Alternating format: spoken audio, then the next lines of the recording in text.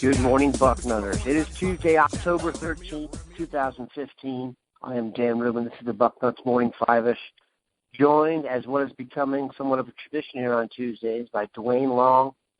Duane, how are you this fine morning? It is now dark when we're talking, I realize. Sun's coming up nicely here.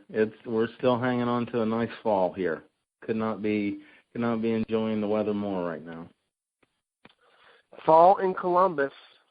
I mean, only one thing, number one team in the nation still. It's true, people. Duane, probably the biggest development of the last few days, something we want to get your opinion on. It's been bandied about much on the front row. It does look like the two-quarterback system is here to stay. Meyer said not to write it in Sharpie, but it certainly does appear that we're going to go with the red zone Barrett approach. Your general feelings on how it went, how it will go? It does seem like Meyer he's really trying to do something. I mean, I've never seen anybody be able to do this. It's kind of going against the whole quarterback. If you have two, you have none. But he looks like the way they played over the weekend, it does give some promise. What are your vibes on the two QB system? Never been a fan, absolutely. However, we have to look back and say, when has there ever been an attempt at a two-quarterback system where you actually had two excellent quarterbacks? That's the thing that's standing out to me is we do have two excellent quarterbacks.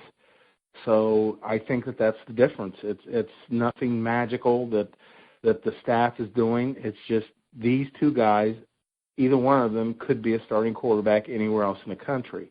And that's just not been the case in the past. It's always been trying to find one guy. That's not the case here. It worked beautifully Saturday, and the thing is, at the time I said the one advantage down inside the red zone is a very mobile quarterback. It adds another dimension when you have to account for him. And Jones runs really well for a big guy, but big guys are not meant to be in the backfield. Other than quarterback, you don't see big people in the backfield. They got to be quick guys, get up to speed very quickly, and that's something just long-legged big guys just don't do. So he's not going to be as maneuverable as Barrett is. It just adds a different element. And I believe that in those short zones like that, Barrett's just a little bit more accurate. Jones is a guy that goes down the field like an NFL quarterback. But in those intermediate zones, he's still catching up to what Barrett can do. As long as it's working, it really is something that there's no reason not to continue to do it. It's something else that defensive coordinators have to account for. They have to prepare for. Defensive coordinators don't have enough time as it is, as far as they're concerned, to get ready for one quarterback or one offense, and it's two different offenses with these two guys. They're just not that much alike. The fact that they're excellent quarterbacks, that's it. So it worked great, and if it's going to, as long as it's continuing to work, why not? I don't know how Jones is going to feel if he's got the team rolling and they get right around the 20-yard line and he gets yanked out of there. That may cause some problems. But other than that, it's just go till a friend of mine used to, in this weather here in Ohio where you get in a cold car and couldn't see out the window, he used to say, go till you hear metal when you back up. And that's what I'd say, go till you hear metal. Just let's keep going with it. It worked well. It is interesting, as you were saying that, I was thinking, when we were talking about the quarterback situation to start the season, we spent so much time saying how it's, a unique situation. It's never happened before that there were quarterbacks like this, so accomplished on the same team. A guy who'd won the inaugural national championship standing next to a guy who was the second leading returning vote getter for the Heisman Trophy, not to mention what Braxton Miller did. But maybe it requires the most unique quarterback solution ever because of that, and this would be certainly bizarre, but if it works, I do get the impression that Urban Meyer is the kind of leader that when you come to him, if there's a suggestion, the answer that if no one's ever done it before is not an acceptable one. So on they go. I was impressed. I know I've been a Barrett guy the whole time. I do think the team just looks a little more smooth with him in there. But if you could have a guy with a howitzer play between the 20s and then bring in the quarterback running threat, like you said, it's almost like having a kicker and then one to kick off with a super powerful leg, a little more pressure on the quarterback. Speaking of pressure, I speak for myself here, but I want to get your opinion on it. I don't know if I've ever anticipated a non-Ohio State football game, at least I haven't recently, like I am the Michigan State game coming up. If for no other reason, I think this is like the litmus test game for both squads on such a big level, and obviously the impact it's going to have on Ohio State is huge. What's your vibe going into the game this weekend, the Battle of Michigan? Are you drinking the Fighting Harbaugh Kool-Aid? Yeah, I think I'm still. If he had a quarterback, I'd be worried about Michigan. It would be a game I'd say, watch out. We got to be ready to play that game. We're still the better team. We should win, but they can beat us. I don't think they can beat us with Ruddock. But this game, this is going to tell us so much about one of these teams. Could tell us something about both of them. Michigan State.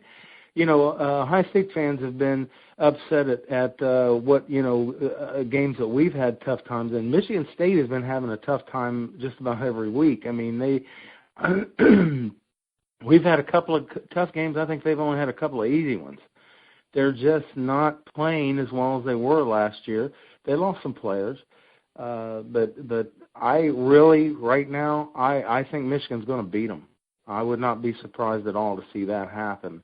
That's who I'd put my money on. Michigan is just playing much better football. Defensively, they're really looking like a lean, mean Michigan team. They're getting it done out there. Michigan State, we're going to find out who's a real contender here. That's definitely going to be a game that I can't imagine that Buckeye fans are not going to be tuning in for.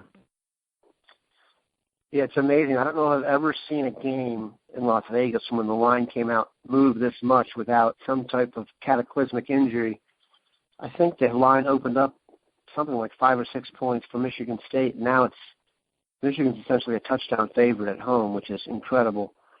I was feeling good about Michigan State. Yeah, it's incredible. I was feeling good about Michigan State until I spoke to a Michigan State insider who thinks that Michigan State is just too injured. They've lost a bunch of guys on the offensive line. They've lost their best middle linebacker. So we will see. I'm looking forward to watching L.J. Scott run against that defense. To me, L.J. Scott's the best running back to come out of Ohio in a while. Unfortunately, he's in green and white, but that's definitely be one to tune in for. Another classic Big Ten iconic matchup will take place at the Shoe Saturday night. Penn State comes calling. The last time that happened, it was a blowout of literally epic proportions. The Buckeyes destroyed Penn State. Penn State's worst loss since 19-something, and that's not even a joke.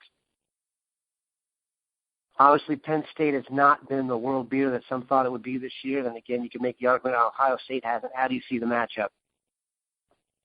I think Ohio State, this should not be a real difficult game.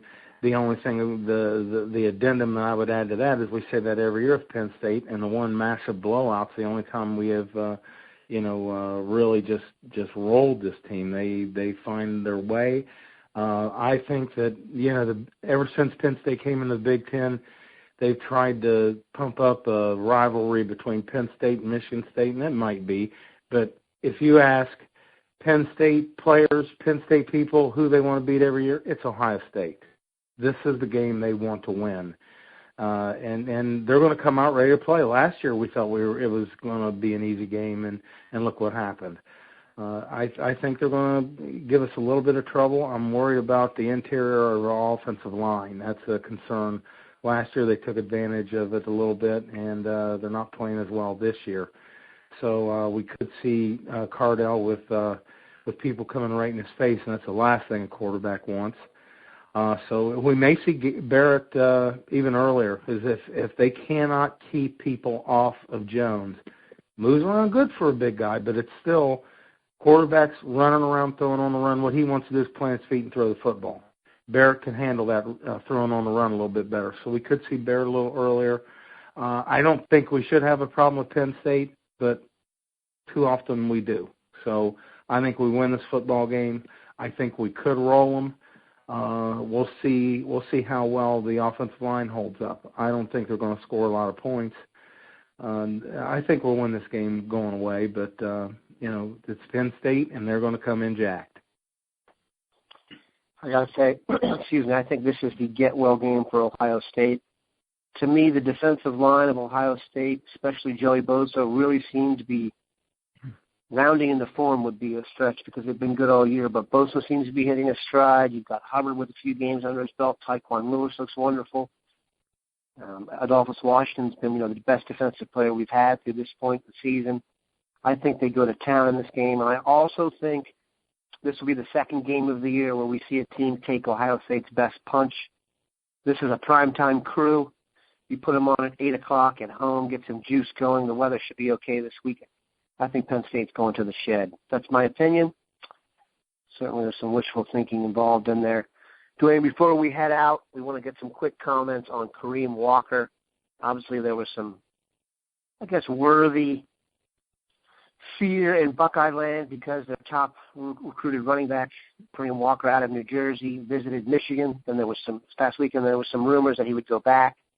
Bill Kurelic has, and I quote, "There was nothing to substantiate the rumor going around about Kareem Walker going back to Michigan this coming weekend." What's your vibe right now on Walker?